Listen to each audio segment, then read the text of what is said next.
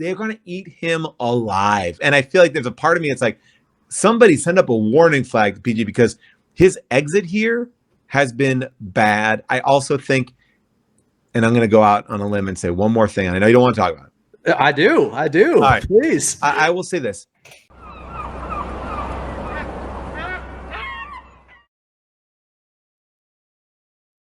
Welcome into Clippers Talk. I'm Adam Osland. And all right, given the magnitude of our guest today, I'm going to cut the shit and not get into a bunch of stuff that I'm going to tease out for later in the show. We're just going to dive right in here as I'm joined by a comedian for the people who's genuine, relatable, and down to earth, blue collar, you could say. But hell no, I'm not talking about Jeff Foxworthy. Joining the podcast right now is one of our own Clipper Nation.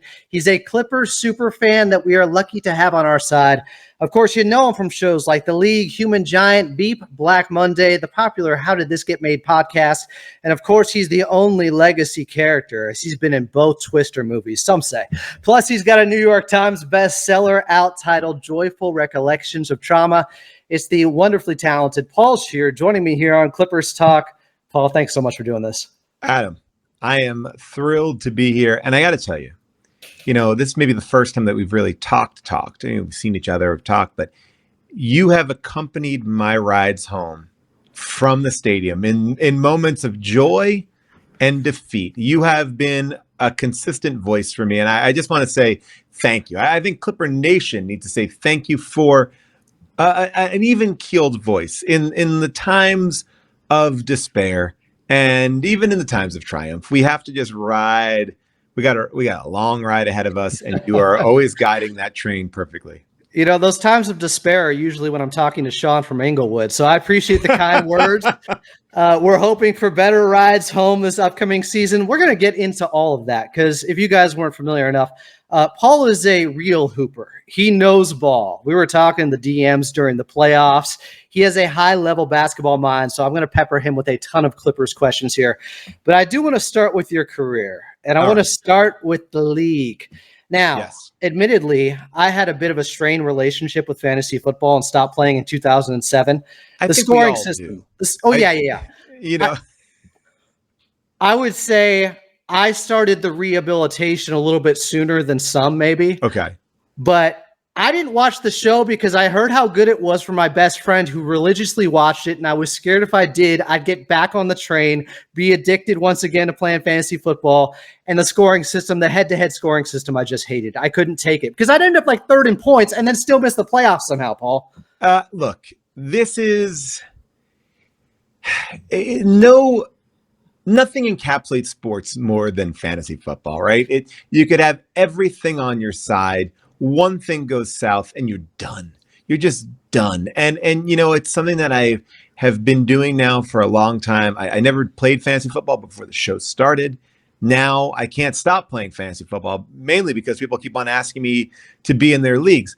But there's so many variables to this game, and it's not unlike basketball. It's not unlike any sport where like it can go south at a moment's notice. You could come in a percentage point behind and lose that week.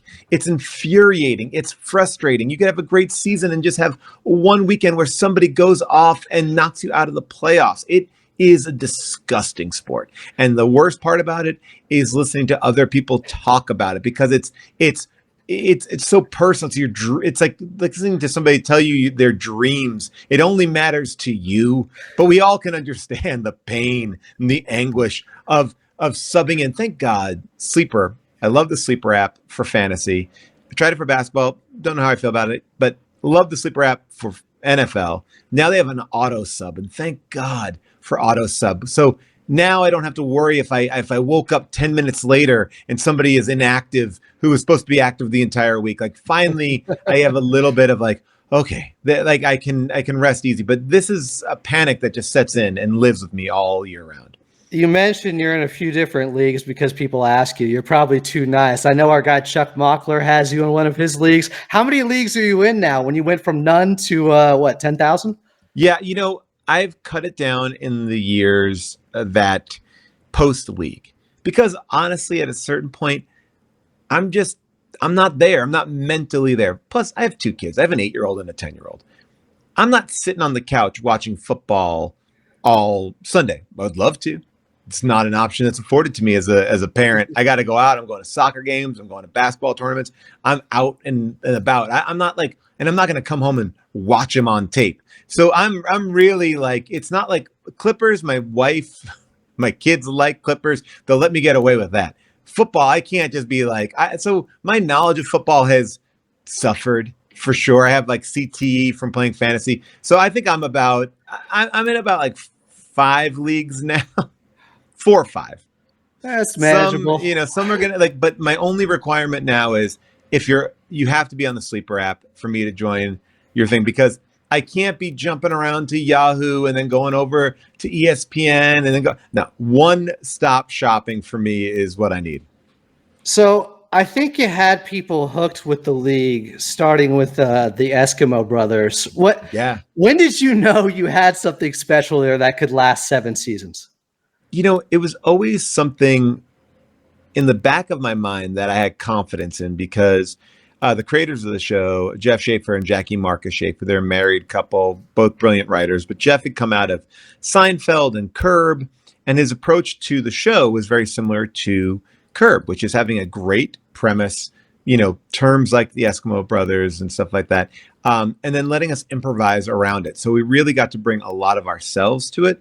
But then when you look at like the work that he's come from and Jackie come from this giant comedy movie background, they had the football goods and they had the comedy goods, and very rarely do those two paths kind of cross. I've seen a lot of mediocre fantasy football comedy content. So I felt like when I knew something happened was in the second season because everyone had watched the first season on Netflix and after we had already been off the air, and it felt like there was an energy like, oh, when are you guys coming back? When are you coming back? So much so that when it hits like August, September, everyone seems to be rewatching it again, which is something I love. It really is truly a show that I love doing. I love that cast.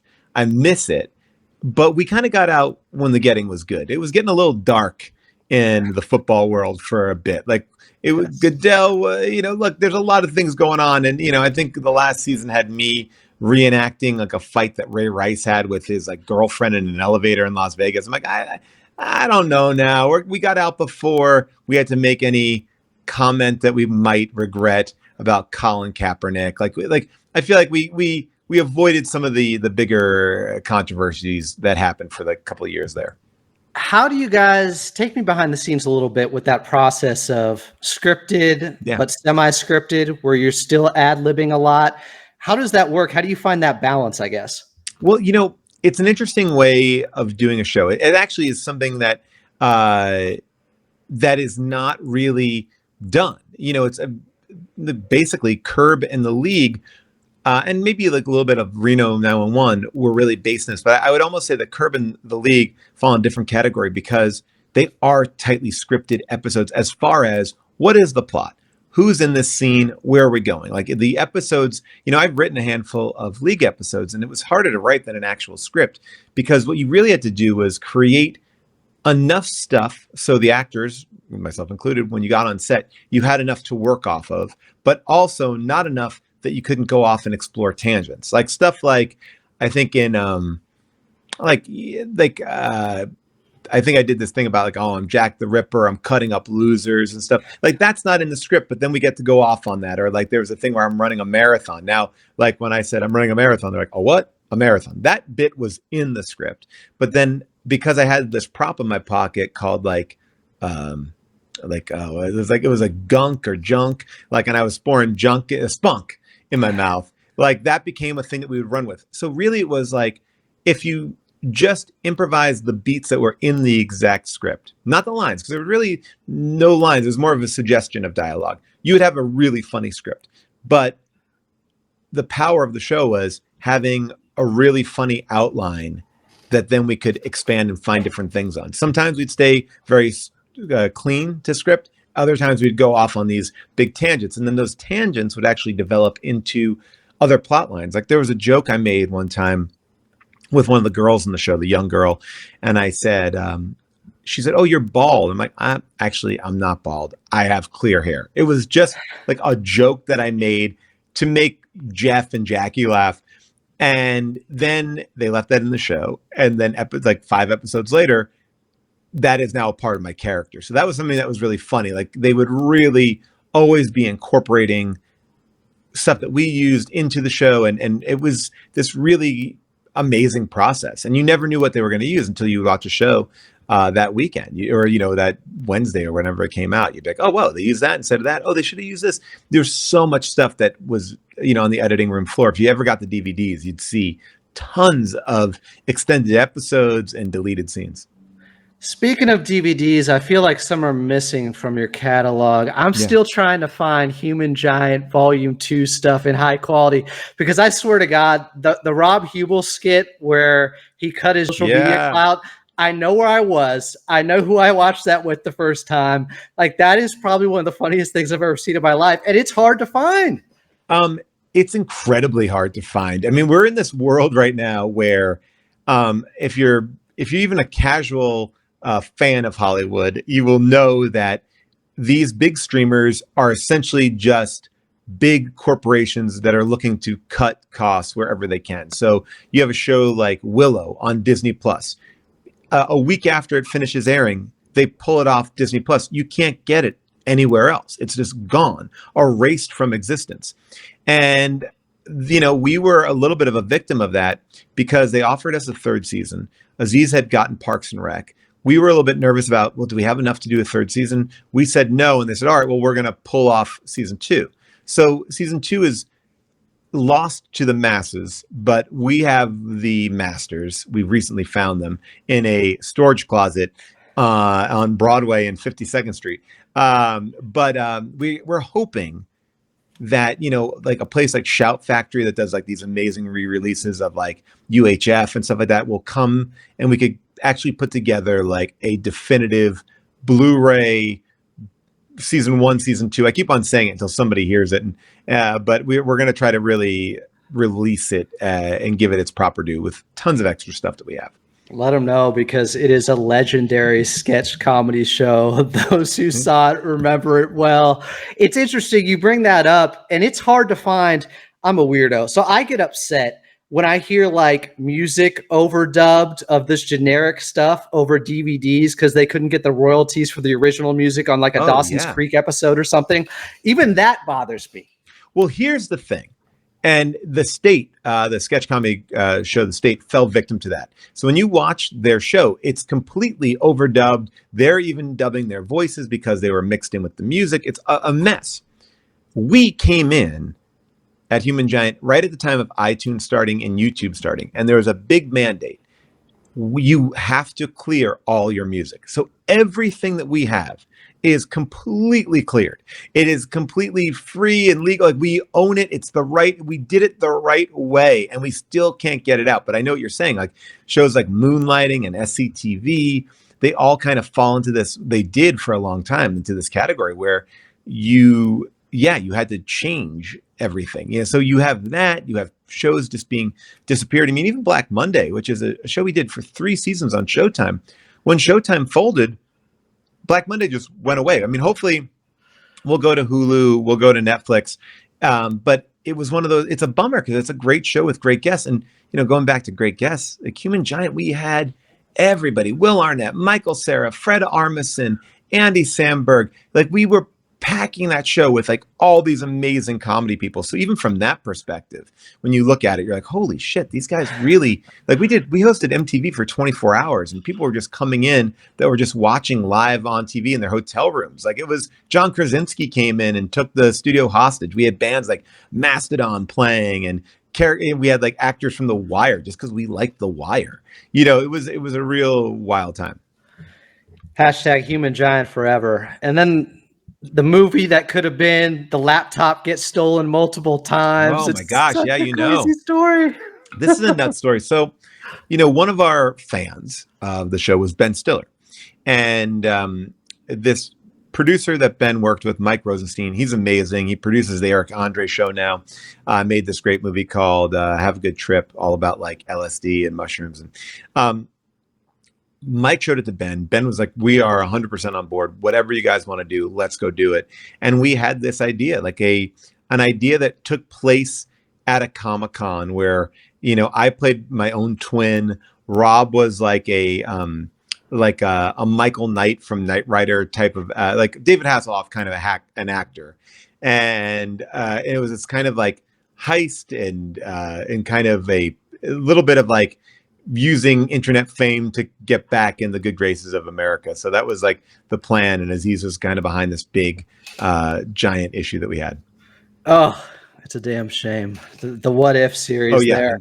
and it got and so both times we had written a bunch, our laptop got stolen. And this is again before the iCloud and all this sort of stuff. Like we didn't back anything up, we lost it. So then we got another computer, started doing it, and then our director's car got broken into, and that laptop was stolen. And we were like, all right, if this has been stolen twice, maybe it wasn't the movie for us to do. This is fair. The movie gods have spoken here. Yeah. The podcast gods have spoken, and they have declared How Did This Get Made to be one of the greatest shows of all time. Oh, man, thanks. Earlier today, I'm listening to, because I watch a lot of stupid movies, like you guys do in The Room, and I know you have a virtual live tour right now, and Troll 2's coming up on Friday, which of course is an all-timer that you're doing.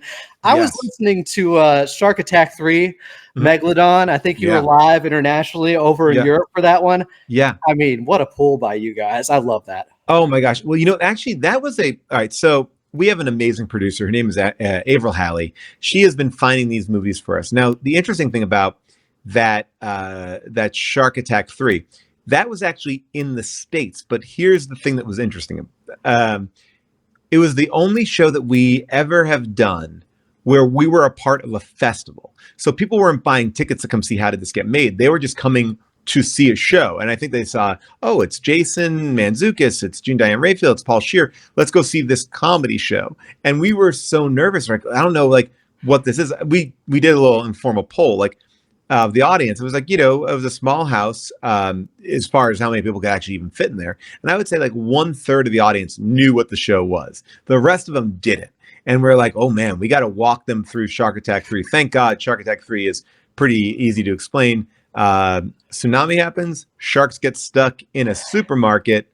There's your movie. And a bunch of supermarket workers, including a guy who's holding a supermarket up for ransom or stealing the cash registers is in there as well. A wild movie. Absurd. I would like to pitch you something since I have you locked in the elevator for a second. I would love to hear a How Did This Get Made type of episode regarding a Clippers roster, maybe. Like, how did this team get put together? Why are they drafting Aloha Candy? Why is Pete Chilcutt on this team? Brian Skinner, Eric Pikowski. Like, what are we doing, guys? I don't know. Here's the thing. Here's what I'll say about that. It would we would have the same amount of confusion as we did about Shark Attack 3. Like, sometimes there are no good answers to these questions. Like, this is it. Like, I mean, it's amazing. I came from New York. I grew up in New York. I was a Knicks fan my entire life. Came out to LA and really wanted to have a team that I would, that would be a part of my life as I lived out here. Because I knew I wasn't going to go back. I wanted my kids to be invested in a team. And, so I got involved with the Clippers, but I had no knowledge of like their history. I was like, oh, I like Blake Griffin. He seems cool. This is interesting. Like, there was like a newness to it. And man, when I read The Curse, that book is just, that is a How Did This Get Made of the Clippers. Every element of it is like, I had to put it down at points, be like, I can't take any more of this. This is just, it is a tragedy. Put this up next to like Shakespeare's greatest works. It seemed to be cruel and unusual punishment until Steve Ballmer came along with this team in the last 10 years. He has them pointed in the right direction. You mentioned coming over from New York. Did you have to shed any past fanships or allegiances to the Knicks or the Nets, or was it that easy to come in as a Clipper fan? Look, I will always be a Knicks fan at heart in the sense that I love the Knicks. I grew up with the Knicks, but I love like Patrick Ewing, John Starks, Charles Oakley, like that. Those were my Knicks, right? I love like that team was amazing. And then the Knicks kind of did that thing to me that it's almost an it's interesting because it's very similar to the Clippers. You know, you have this weird owner that's kind of manipulating things. Sometimes they're reaching the right way, sometimes they're not. They're so close, they're so far away. And it was a give and take. And I thought when I came to LA that the Clippers, what a relief. They're on the upward. You know, got Doc, got Blake. We're going, and still there were some issues. The one that I have had the hardest time kicking ultimately is the Jets. I haven't really found my team. My kids love the Kansas City Chiefs. So I'm a Chiefs fan. I'll be a Chiefs fan. I don't have an LA team. I would like to have an LA team. My wife won't let me root for Matt Stafford because he didn't like the way that Matt Stafford laughed when that reporter fell off stage after they won the Super Bowl. Like she's like, nah, I can't root for that guy. So we are a little teamless, but Aaron Rodgers, look, I could check in on the Jets. Like Aaron Rodgers, perfect example. Like, just like that's Jets in a nutshell, from Geno Smith to him to every person that was going to be something turned out to be nothing. And I was a Yankee fan growing up, but Yankees now I feel like is too cliche to even like, because when I was growing up, it was like Dave Winfield and Don Mattingly and it was like, and it wasn't like and then of course it became like the Derek Jeter, but now it's like, it's like the Lakers of baseball is the Yankees, and so it's hard to be like, I'm a Yankees fan. Baseball, I kind of I'm out the door on. Is it strange at all? Have you caught any grief or taken any S from Lakers fans, celebrity friends? Because the majority of them are Lakers fans here. If you are famous in LA, you're a Laker fan. You're not with the Clippers. How's that relationship been like for you? Have you had any interesting interactions?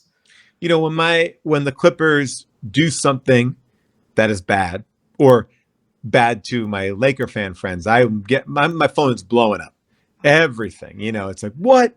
You signed Harden? What? You got Westbrook? Like that kind of, everyone's got to pipe in. Even like Bomber says there's too many urinals. What, it's like it's just anything to engage and enrage me. I will say this: in the comedy scene, there are a lot of Clippers fans. I think that's because comedy people are underdogs. They root for the underdogs. It's hard to root for like the jock, right? You want to be the person who kind of comes up. And I've said too much. I'm going to keep on repeating it because people hate it when I say it. But I would say this: the Lakers are a Hollywood team, and the Clippers are an LA team.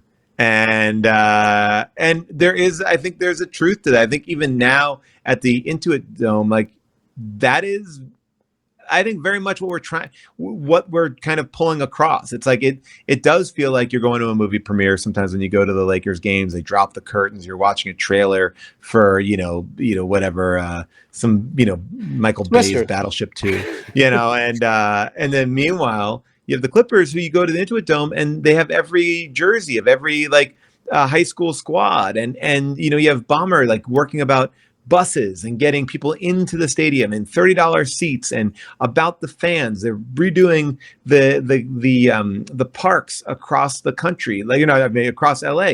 It's like they're investing in LA, and I think that actually is paying off huge dividends with kids and everything. Yeah, it feels like a ground roots movement. We know the Lakers have the past. Who's going to have the future? And with the Clippers having their own home now with Inuit Dome, I believe I had some intel on this. You've gotten a private tour of Inuit Dome. Has that occurred yet? Well, not as so much a private tour, but I got to be at the Inuit Dome the night that it opened, the Bruno Mars night. So I got there before anyone was let in, and to see it completely, literally completely empty, but ready to go, was a mind-blowing experience. I was, of course, checked out my seats, my season tickets. I love the club level stuff. The screen. I can't express to you why it's so amazing, but holy cow, when you see that screen, it is unbelievable. I don't know. It sounds silly. When I heard people talk about the screen, the screen. I'm like, yeah, who cares? The screen.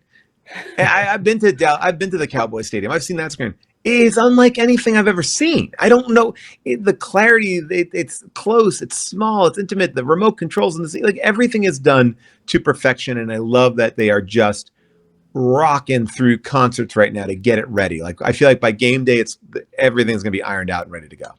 It's almost feeling like augmented reality. Like we have some other lens when we go into that Yeah. arena and we're seeing something that is not supposed to be real, but Clipper Nation is benefiting. When From I got last year, maybe 2 years ago, my friend Phil Lord, who you often will see courtside there, Lord and Miller, Lego Movie, 21 Jump Street, Spider-Verse.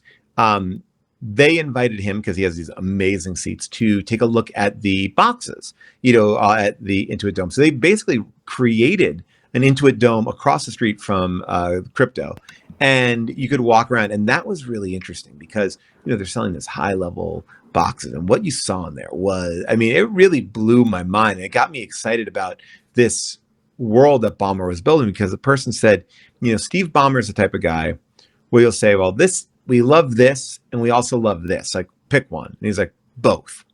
And that's what it feels like when you're in the Intuit Dome. It's like, oh, it's not like no expense was spared. It was like no two expenses were spared. Like everything feels like it's this and that, and I think that that's what is kind of overwhelming about it, but also incredibly personal and small and fun.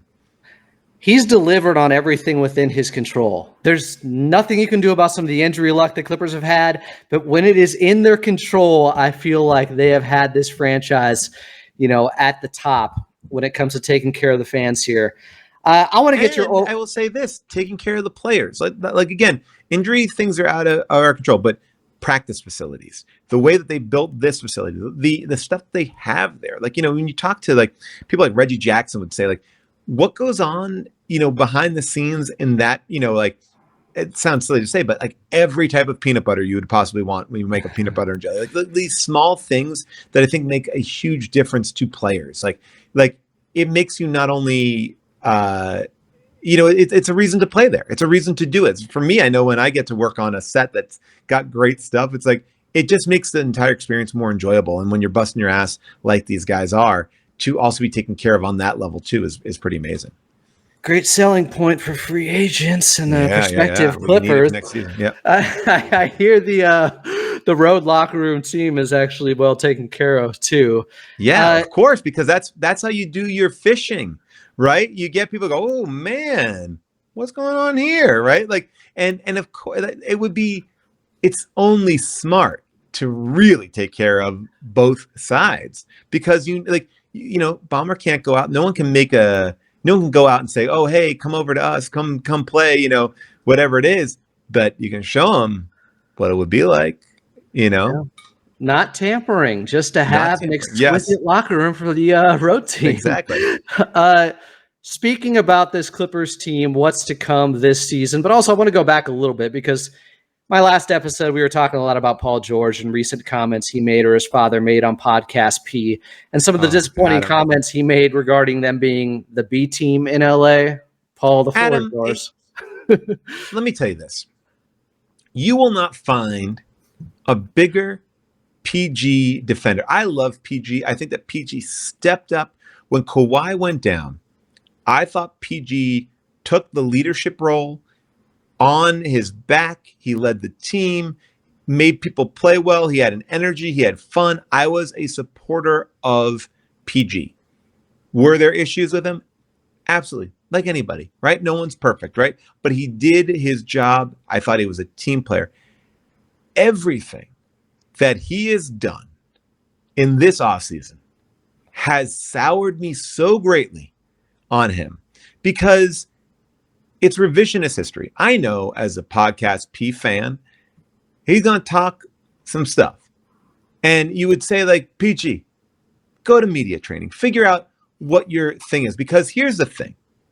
LA, we're chill. It's cool. Nice weather. Weed is available. You go to Philly, those fans are cold. They got an edge. I'm from the East Coast. Philly's got an edge. New York, we think we got an edge. Philly got an edge. Right? It's cold. And and they take it's what they got. There's no two teams. Even in LA, even in California, we got like 5 teams. It was like it's all or nothing. He makes one comment on one podcast, and then a week later pulls it back and says something else. Like they're going to eat him alive. And I feel like there's a part of me. It's like somebody send up a warning flag to PG because his exit here has been bad. I also think, and I'm going to go out on a limb and say one more thing. I know you don't want to talk about it. I do. All right. Please. I will say this. Where I find it to be irresponsible is, as somebody who has a podcast, go back and edit it out. Go back and say not everything is for air. You know what? We maybe pushed too hard there. Because I think at the end of the day, when the facts are there, the facts are there. And I think that a lot of people have, it's just like, do you want to dig a little bit deeper? I think everyone wants to make a point. You let them go for nothing. It's like, well, but what was the other option, right? We get tied up in contracts that then we can't make another move. And in my opinion, we ran it back. We ran it back 3 times. It didn't work. Could it work? Did it work in moments? Yes. Could it work? Maybe. But we tried it for 3 times. Like at a certain point, you have to go, maybe we should date somebody else. It has nothing to do with PG. It is about the organization. And we made a move that, yes, we got nothing back. But we do have next year, next free agency, where we're not going to be tied up in contracts. Like we have an old team. I mean, that's everything too. We have an old team. Like that was, I think, a forward-thinking move, and everyone looks at it so myopically. Like we should have just gotten somebody. We should have gotten AE. Why don't we get AE? It's not like it's a lack of knowledge of even how like contracts and the NBA works. It's who was even out there that we're going to get this package from Golden State that is nothing. I mean, would we be like, oh well, you got this kind of crap package? It's like, all right, I don't know. Better to get flexibility. That's what they got. And Nick Batum back. And Derek Jones Jr., a guy who just locked up Paul George. Chris Dunn's a great move. Looks like they actually have an identity for the first time I can say in a while, Paul, because to me it's always felt like they have one with overwhelming talent when it's available, but I don't exactly know what type of team they are. Now they're leaning into defense. Well, let me bring one thing to you, because somebody articulated it to me the other day, and I thought it was a beautiful way of talking about this team. I think, well, I'm gonna repeat what this person said, because I think it's just a good point, and I hadn't really heard it say. The team really was built around Kawhi. And the mistake with that is that Kawhi fits in wherever he is. Fit in on the Raptors kind of perfectly. He fit into their system. It wasn't built around him. And the team probably should have been building around PG in a weird way, right? And then Kawhi could have just slotted in and fit really well. Instead, they kind of built around Kawhi. I think for Kawhi's style of play, Harden is a better partner for him. I think that Harden played really well for us last year. It took him a beat to get used to it, but I also think it was tricky to figure out where his place was within those 3. I think this year is going to be a lot cleaner. I think when you look at the playoffs, I think PG had no excuse not to step up with Harden, who was playing at, I thought, max efficiency in the playoffs, except for one game. Harden had one bad game. The same can't be said for PG. Paul George might have had 2 good games. Yeah. And so now I feel like, all right, we're going to be like, these are our guys. Harden will take that. Like Harden will play his side, or he can play hard offense. I like it.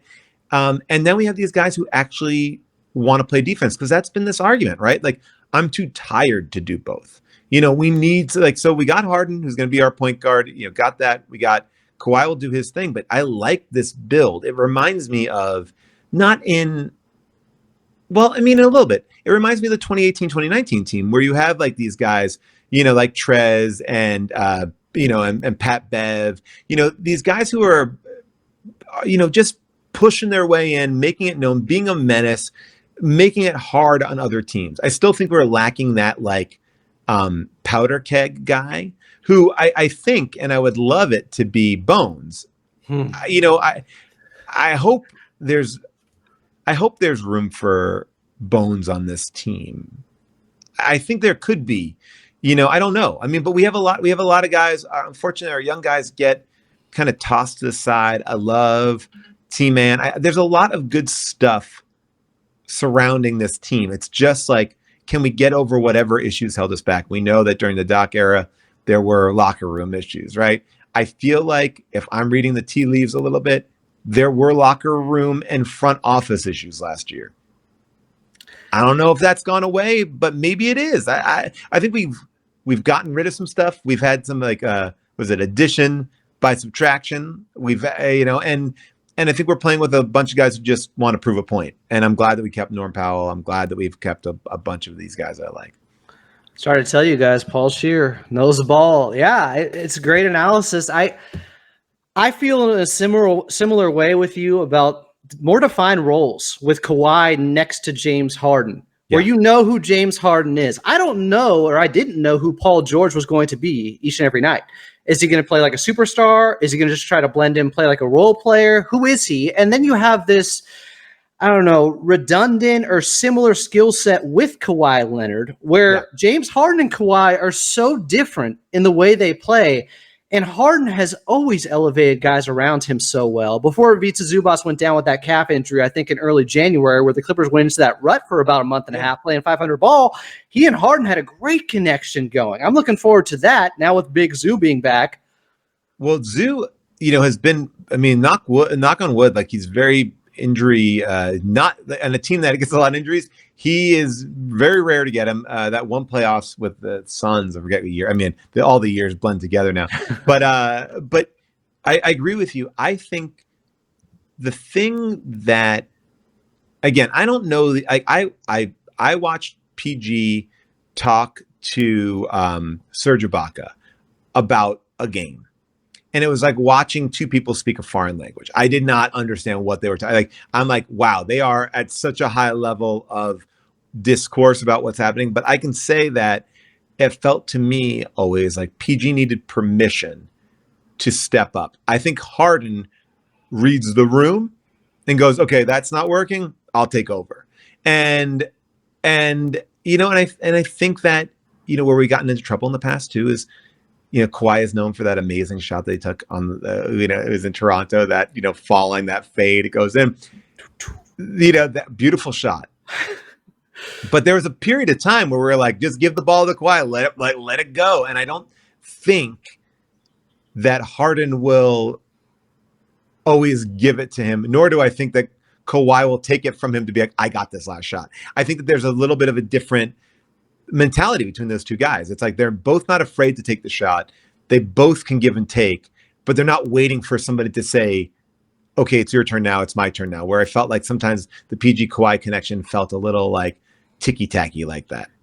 Yeah, and it's underscored by Coach Lue having to tell Paul George, you're one of the best players in the league. I need you to be that guy, not somebody who thinks of himself as a number two, because skill set wise, you can do everything. So what's the issue here? So no one should have to tell a guy that you're paying that much money to be a superstar that you are a superstar. It is clear to everyone. So take over in those moments. And I do think that two-man game, people are calling it 21 with Uno, with James Harden, with Dose, number 2 with Kawhi Leonard. I don't know what the new nicknames are going to be. 2-1-3 connection era is over. So yeah.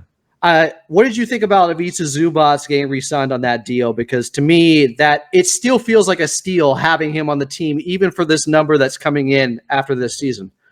A no-brainer, right? To me, Zoo is a completely underrated player, even though when you look at like the list of stats, when you look at the rebounds, when you look at his percentage points across the board, he is in like the top 5. It's interesting. He doesn't make noise, but he is a dominant force in the league that no one really recognizes. I think he is amazing for our team. I think that whatever Harden did with him, I had heard that Harden after practice would be like, all right, Zoo, you're with me. And they would practice for 2 more hours. And you saw that out there. You saw that connection between the two of them, and only going to get better. And I just hope that we still have more years of Harden kind of being as good as he is. But here's the thing. I've grown to like Harden. If you told me 2 years ago, like Harden, I wouldn't be so psyched. But I do believe that like his style of play fits in really good here. He's somebody who's happy here.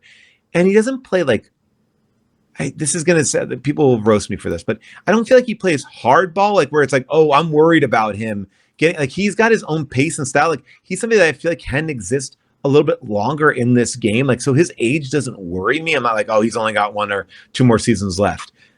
I don't know. Maybe I'm wild for saying that. Maybe I've just drunk the because I have to. I'm His all in, vision's but not getting worse. Like he no. can read the game as well as ever. And I just feel like he sets a tone, and in a great way, the way that Steph sets a tone. Like, he just has a confidence to him, and even when it's not working, there is something like I don't.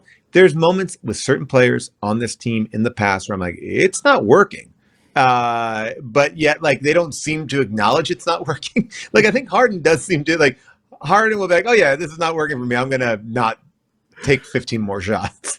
It's like he, like, and that's what I really love about this past season was like the way that we would be tanking. We would be up, we'd be down, and then Norm would come in and just be this silent, this assassin, just get us back in the game every time. But it was like, that was, for them to just be like, we're just feeding, we're going to feed you. And that's what I love about Norm, is that he could just come off the bench and knows his role, gets right in it, doesn't need any ego stroking. He's just a player.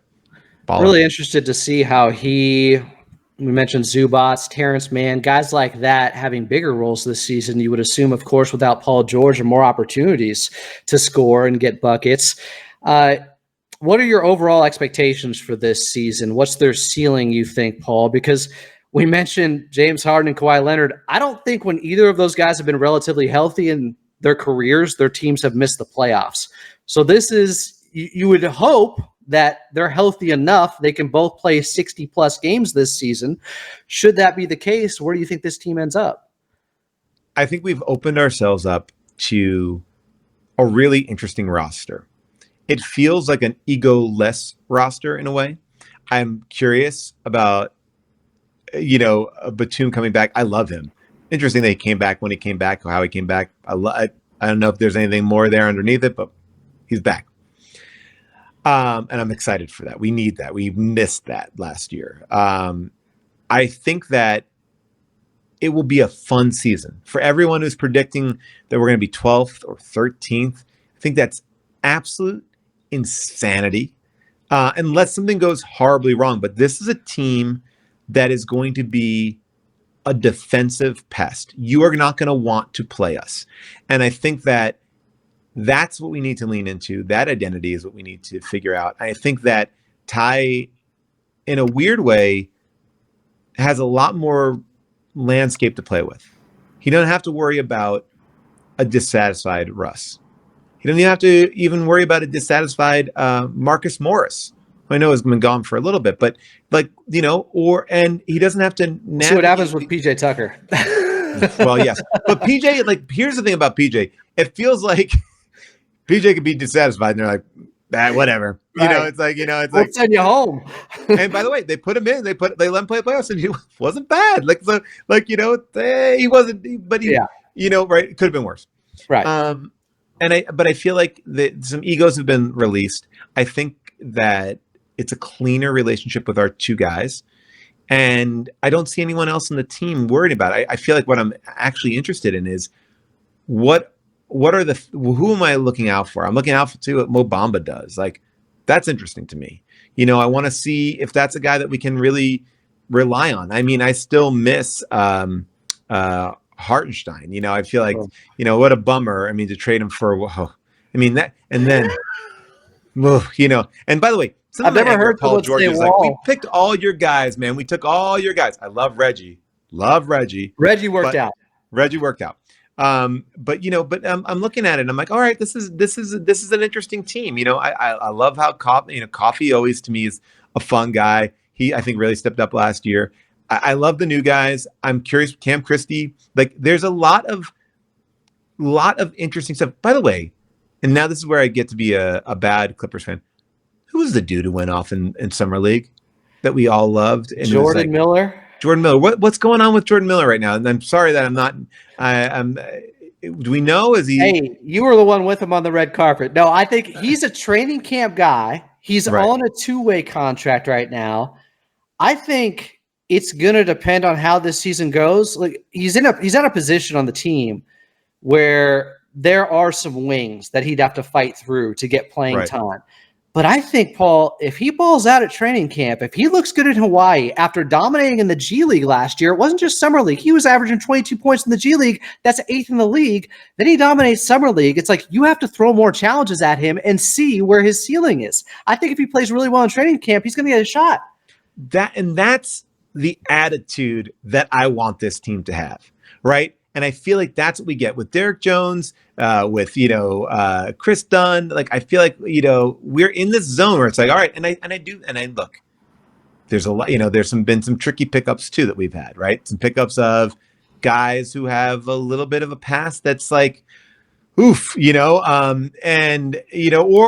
it's like, is a second chance something that we can lean into and find some find some diamonds in the rough, and I just feel like chips, when we are playing not for the chip but with a chip on our shoulder, we're a better team.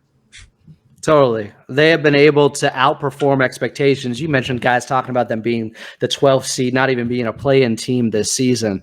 I don't think that bulletin board material will be lost on this Clippers team. No I don't think way. Kawhi Leonard missing out on playing in Team USA, even for someone who is so hyper-focused and meticulous about everything he does and doesn't hear the outside noise and isn't on social media, I don't think Kawhi Leonard is going to forget about missing out on that time at Team USA.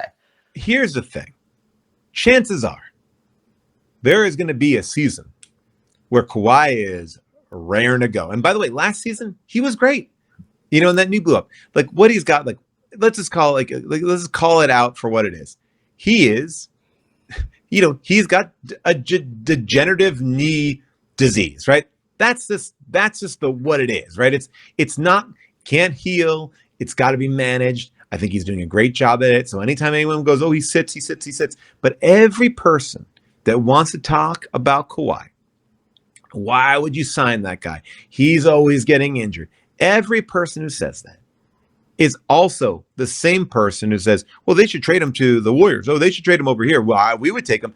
The reason why you want to take him is because you know what we know, which is, but the 1 year where it doesn't happen, or it's the year that you have to be like, whoa. And it sucks. It sucks for him that he is so good and is dealing with this chronic thing. But that's what it is. He's not street clothes. He's not anything. He's the only guy I've seen that I feel like LeBron, understands his body, but he just is dealt that hand. That's his hand, unfortunately. But the upside is just as high as the downside.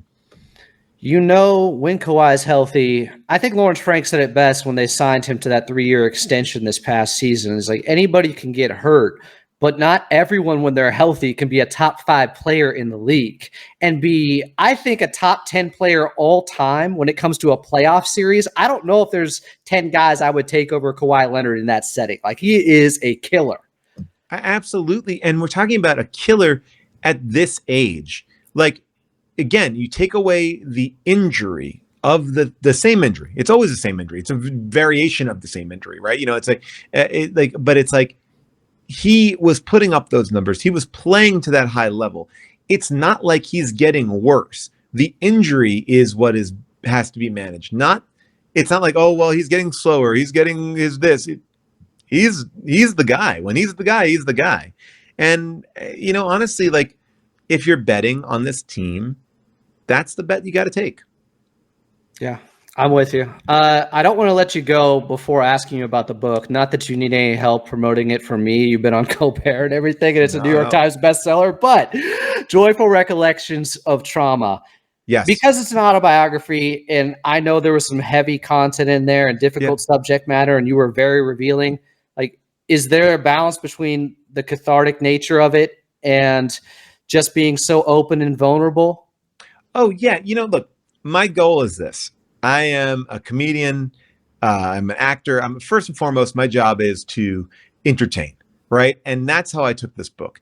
I'm going to talk about stuff that's maybe dark, maybe a little bit difficult, but I give you one sentence of that, and the next sentence is going to be a joke. It's a balance, right? And I feel like that's what I really strove to do. Like when I was writing it, I was thinking about how would I tell you the story? I'm going to make it fun. I'm not going to just sit here and trauma dump on you. The book isn't therapy. The book is, if anything, a reflection of therapy, and also like looking back and having these kind of insane fun moments, and different backdrops are put behind them. So, that was my job, is to make this book a fun read, and maybe it will take you to different spots. And that's good too. I think that, I think you can, it's joyful recollections of trauma, not just trauma, or just trauma recollections. The audiobook is super fun because we pop in clips from How Did This Get Made? There's some live readings of it. But yeah, to me, it's I've been so thrilled to hear people's reactions to it, and everyone's reactions are completely different. The only person I need a reaction from, though, is the people I dedicated it to, which was I dedicated it to Steve Ballmer, Ty Lue, and the Clippers organization. I put it. It's in the back of the book, and I made sure it's in there. I wanted to tell Ballmer and Ty that when I saw them at the Bruno Mars thing, but I was acted too cool, and I appreciate how I acted, because there's also a whole section in that book about how I embarrass myself in front of people I really like. So I played it good. I got a high five from Ballmer because I fact checked or I name checked Go Fact Yourself for his new web series, which is amazing to watch. If you've not watched it, get on his fact-based YouTube channel show where he's just like laying down information. It is awesome, and I love Ty. God bless Steve Ballmer, Ty Lue, the Clippers organization. I wanted to ask you this because I've always wondered this with comedians, and I've never had a chance to really talk to anyone like this in this format. How do you decide? I know it's different for everyone. Louis C.K. may say some stuff that nobody else is going to say. Right. How do you decide where your threshold is? What's permissible? What you're okay with? Like, obviously no Clippers jokes, but how do you decide? I think, for me, different points in my life, I will probably find different things funny, right? I hope to always mature, hope to always grow. But I think I was taught very early on that you punch up, you don't punch down. And I hope that if I'm saying something that might be controversial, if I'm saying something that may not be a popular opinion, that I am smart enough to defend it and not just take a very cliche point of view about it. I think a person that I look to, and again, I'm not a stand-up, but the person I look to that does that really well is Bill Burr. Like, he will say some very divisive things, right? But at the end of 15 minutes, when he explains why he said that thing, if you don't agree with him, you at least see his point. And I feel like that's like, and I think that, like, I think where comedy goes bad is when it's lazy. Like, and oftentimes lazy points of view, like when you look through your history of, oh, that person was canceled for this joke or this, I don't think you're finding anybody canceled for any jokes. I think what you're finding people getting ripped apart for is being lazy, not actually having a fully defined point of view. It's like there are these hack jokes, like when I was growing up, it was like, oh, these types of people are bad drivers. It's like I grew up with like Polish jokes. It's like, well, what are we doing? Like, it's not interesting. It's not a point of view. It's just kind of like different is bad. And so, yeah. So I think as long as you could say anything you want, as long as you aren't lazy about saying it. And I think that I think a lot of people are like, I can't say anything anymore. It's like, you could say whatever you want, because there are movies like, you look at like something like Bruno or Borat, and like these movies are saying, people always said like, oh, you can't make Blazing Saddles again. You could. That movie has a defined point of view. Borat has a defined point of view. South Park has a defined point of view. Like, these shows know what they're saying. I think where comedy gets in trouble is when you don't know what you're saying and you're just saying something for a reaction, for titillation. Beautifully put. I don't know if I'm going to use that for the tease or the Paul George part. I got a lot to pick at here. He is the great Paul Scheer. Again, the book is Joyful Recollections of Trauma, and check it out on Friday. How Did This Get Made? Virtual live tour. They're doing Troll 2, which if you didn't know, Yes. it's an all-time banker when it comes best of the worst movies. Well, thank you so much for having me. This was a blast. And like I said, keep on doing what you're doing. I love this new layout, by the way. I noticed it. I've been psyched to see it. And yeah, I mean, we got an exciting season here. I'm ready for it. I'm ready. Like, I know football season's starting, but I'm like, let's go. I need to see these guys back out there again. Well, you're helping me greatly with the show, not just by coming on, but now it's like, oh, I can go to Frankie Muniz and be like, I had Paul Scheer on. I can go to Margot Robbie. I know you have Carl Tart on all the time, and Carl's the best. Tart, Julie Bowen. Oh yeah, Julie Bowen. I just did Hollywood Squares with Julie Bowen. It's good. No, there are Clipper fans out there, and I will say that if I could ever get to talk to Jillian, I would be like, use us. Like you have people like I'm not looking for free tickets. Like I don't care about free, but like there's talent there. There's stuff to jump off of, and I think there's a lot of diverse faces. I think there's a lot of fun faces. It's like, you got it. Like, just lean into us, because it's like, we're there and we are passionate Clippers fans. Paul Scheer is a part of Clipper Nation and willing to help in any way he can. This Clippers team is going to be a fun season. We're all looking forward to it. I was looking forward to this all day long. Paul, you more than delivered for me. I don't deserve you. Thank you so much for doing this here on Clippers Talk. So fun. Thanks, man. For Paul Scheer, I'm Adam Osland. Hit the subscribe button or something. I don't know. This has been another episode of Clippers Talk. We'll talk to you guys next time.